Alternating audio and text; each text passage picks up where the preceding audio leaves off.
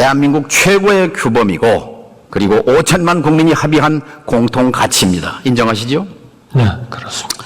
우리 헌법에는 대한민국의 국채, 정채, 국시가 다 들어 있습니다. 총리께서는 대한민국의 국채를 무엇이라고 생각합니까? 민주공화국이죠. 예, 말씀하신 대로입니다. 공화정의 핵심은 뭐죠?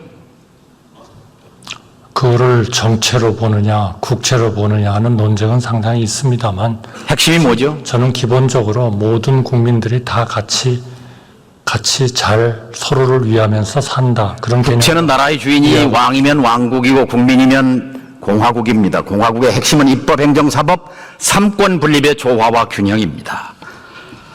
총리는 자유민주주의를 매우 강조하시는데 자유민주주의의 3대 핵심, 한 3가지 정도 핵심을 얘기해 보십시오.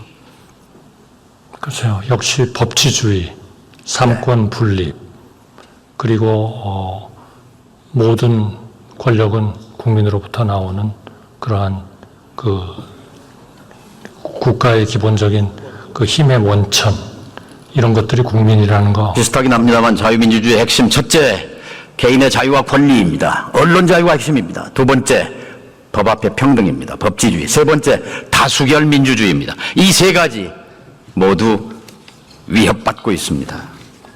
총리 대통령께서는 뉴라이트가 뭔지 모른다고 말씀했습니다. 총리께서도 가치 없는 얘기다고 일축했습니다.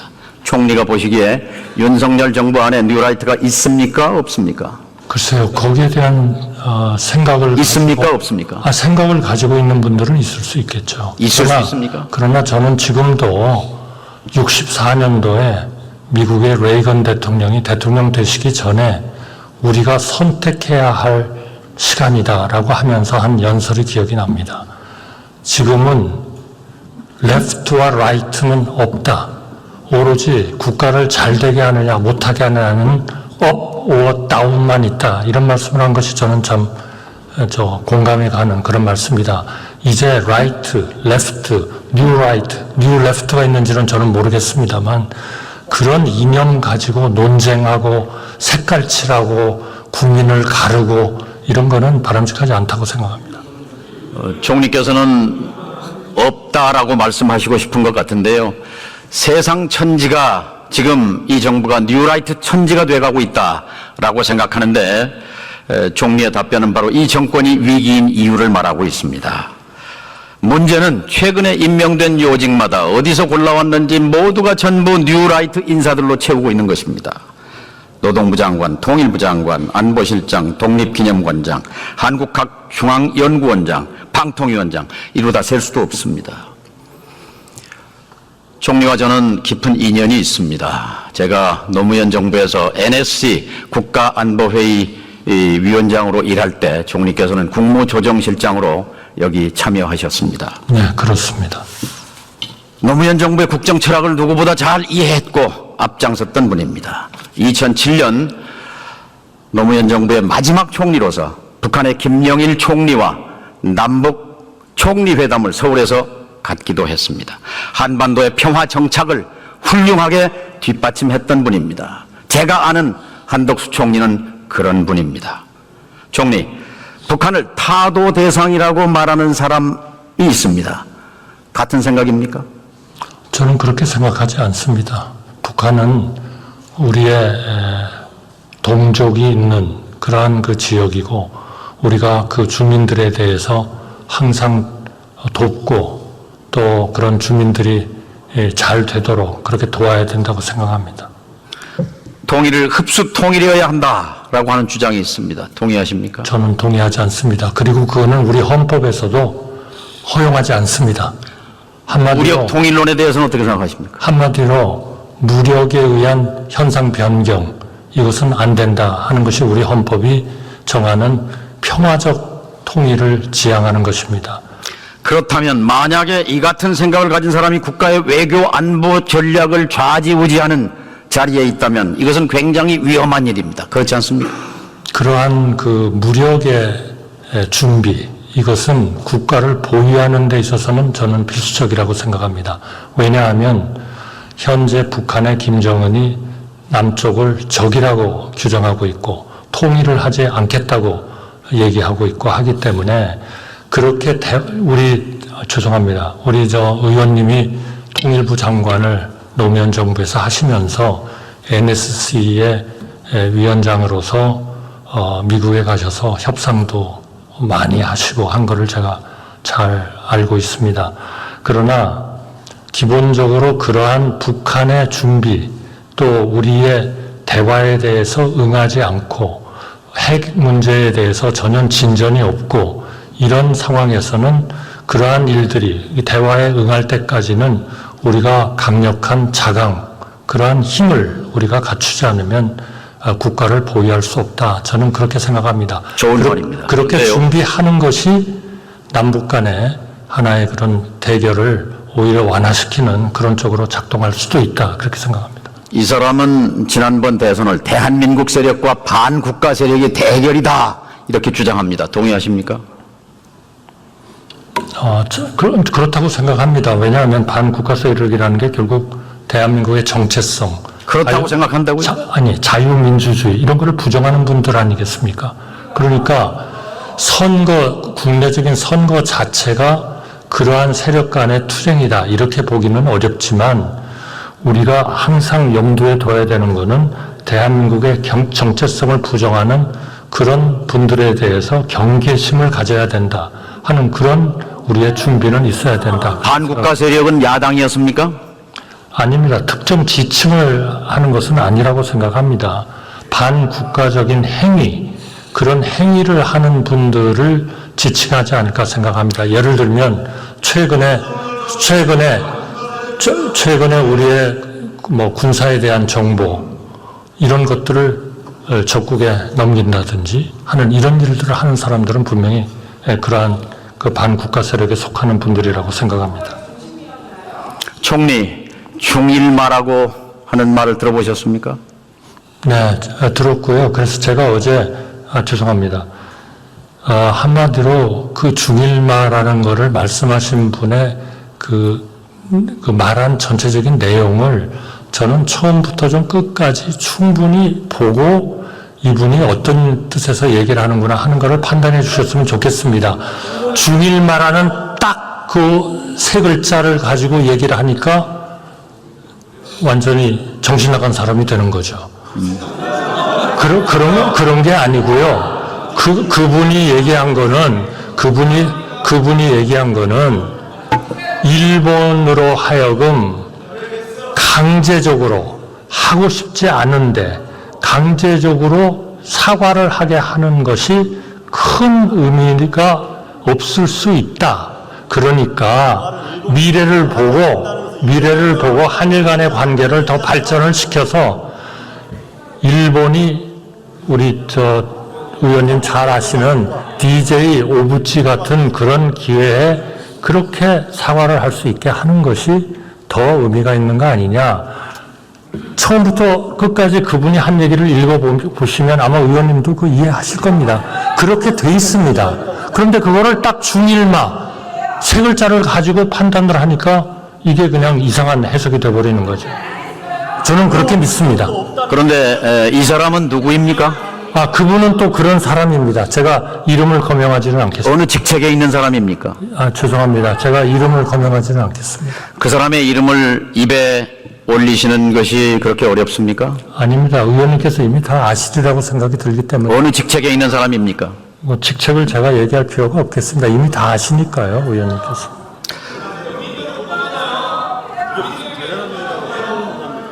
이 사람은 광복회 회장께서 용산 대통령실에 일본 밀정이 있다고 했던 바로 그 사람입니다. 대통령이 되기 전에 윤 대통령과 같은 아파트, 같은 동에 살면서 친분을 쌓았던 사람입니다. 이 사람은 우리 대법원의 강제징용 배상 판결을 잘못된 것이라고 주장하는 사람입니다.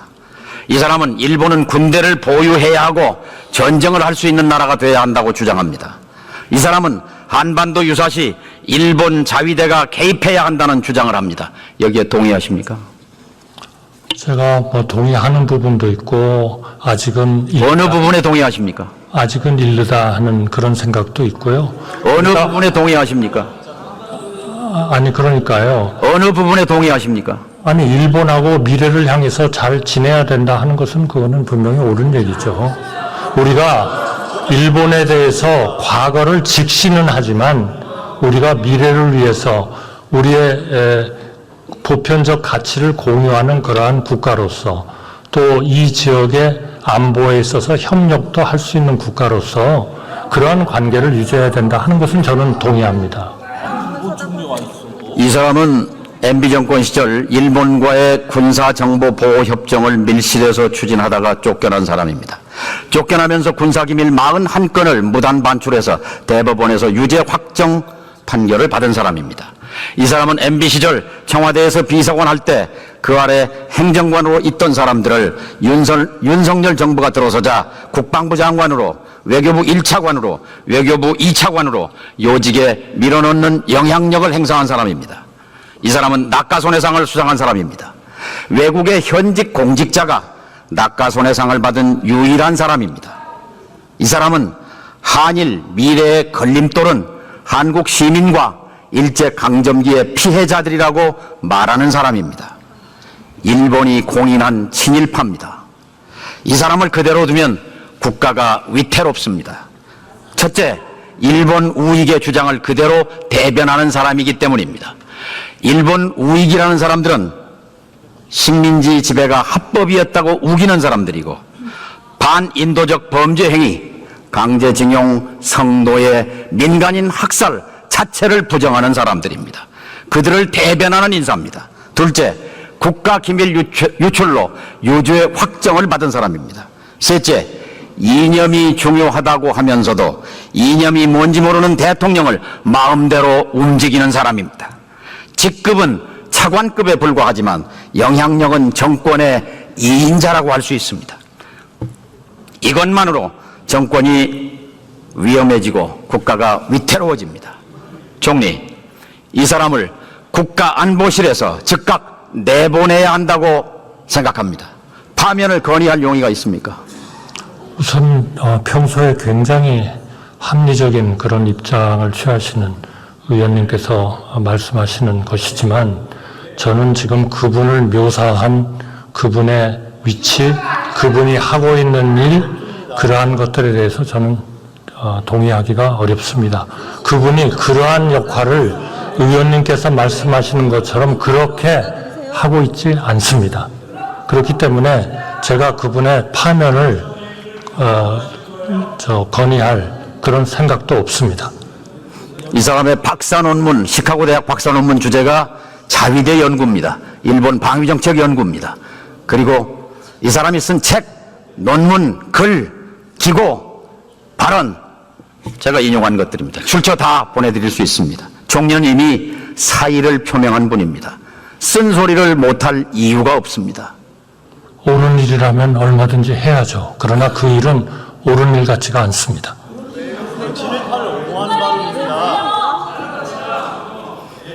총리께서는 노무현 정부의 마지막 총리였고 이 정부의 첫 총리입니다. 본인은 어제 이 자리에서 나는 변하지 않았다라고 말했습니다. 노무현 정부 마지막 총리로서 그 소신을 지금 일말이라도 갖고 있다면 이 정부의 성공을 위해서도 답답한 국민을 위해서 쓴소리하는 총리가 되시기 바랍니다. 들어가십시오. 네, 저를 위해서 누구보다도 아끼시는 우리 의원님이시기 때문에 충고를 잘 듣고 가겠습니다. 한덕수 국무총리가 답변을 마치고 우원식 국회의장, 이하경 국회 부의장 존경하는 국민 여러분, 자리로 돌아갑니다. 대한민국 민주공화국 시민들은 지난 4월 총선에서 윤석열 대통령에게 국정기조를 바꾸라고 명령했습니다. 제일 중요한 것은 이념이 아니라 민생이라고 명령했습니다. 한국 사회에 중요한 것은 반국가 세력 척결이 아니라 국민 통합이라고 명령했습니다. 민주공화국의 주권자들은 뉴라이트 같은 철진한 극우 이념을 버리고 민주화 이후 역대 정권들이 지켜온 평화의 철학, 공존의 철학으로 돌아갈 것을 명령했습니다. 이제 반환점입니다. 윤 대통령도 성공한 대통령이 되고 싶을 것입니다. 그러기 위해 쓴소리가 필요합니다. 쓴소리하는 총리가 되시기 바랍니다. 국정기조를 바꾸지 않는 한 성공은 불가능합니다. 국정 기조를 바꾸라고 쓴소리 하시기 바랍니다. 경청해 주셔서 감사합니다. 더불어민주당 정동영 의원이 발언을 마치고 연단에서 내려와 이하경 국회 부의장에게 인사를 한 후 자리로 돌아갑니다. 정동영 의원 수고하셨습니다.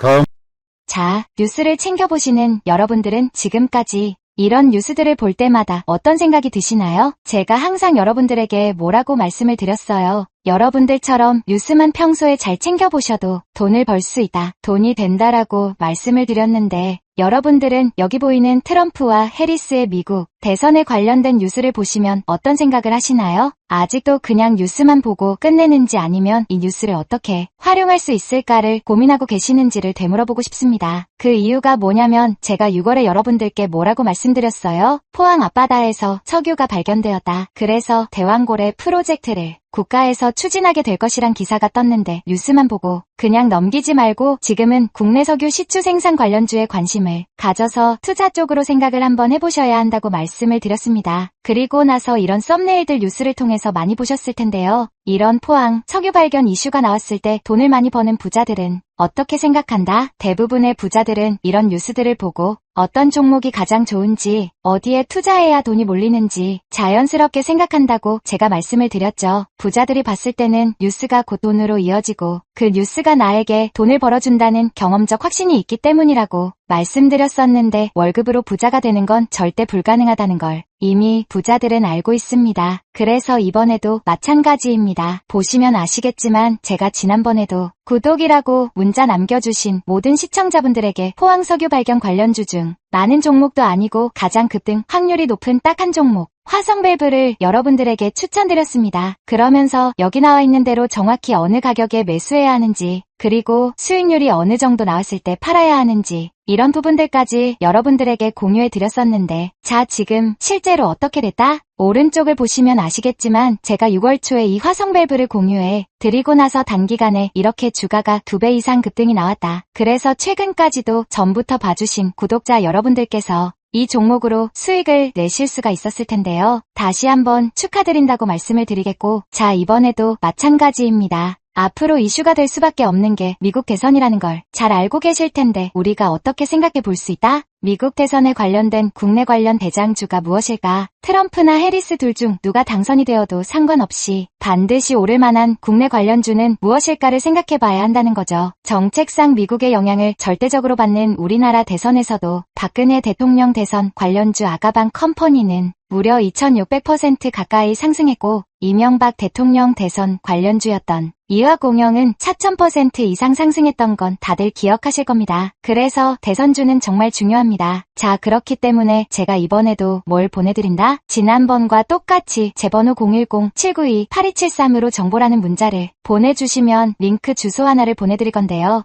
이 링크를 타고 방에 들어오시게 되면 미국 대선과 관련된 국내 관련 종목 중 앞으로 누가 당선되던 상관없이 국내 대장주 역할을 하면서 주가가 가장 크게 급등할 종목을 정확하게 사고파는 시점을 받아보실 수 있을 수가 있습니다. 그래서 여러분들도 일상의 뉴스를 활용한 주식으로 돈을 버는 연습을 한번 해보시라고 말씀을 드리겠습니다. 영상을 보시는 시청자분들 중에 나도 이번 종목이 좀 궁금하다 하시는 분들은 누구나 상관없이 그리고 어느 시간대나 상관없이 부담 없이 이렇게 상단에 제 번호를 항상 남겨놓고 있습니다. 제 번호 010-792-8273 저에게 이런 식으로 지난번처럼 정보라는 문자 보내주시면 제가 이번에도 똑같이 대선 관련 무료 추천 급등주 링크를 보내드리겠습니다. 이해되시죠? 그래서 제 번호 010-792-8273번호로 정보라는 문자를 보내주시면 여러분들이 직접 뉴스를 통해서 돈 버는 연습을 해보실 수가 있는 거고 제가 돈을 받는 것도 아니고 투자를 대신해드리는 것도 아니니까 부담 없이 신청해 주시면 되는 겁니다. 단돈 1만원으로도 시작해도 괜찮은 게 투자와 재테크입니다. 그리고 수익이 나면 저는 다른 것은 바라지 않습니다. 제 채널의 구독과 좋아요 한 번씩만 눌러주시면 됩니다. 시청해주셔서 감사합니다. 제 채널의 구독과 좋아요 한 번씩만 눌러주시면 됩니다. 시청해주셔서 감사합니다.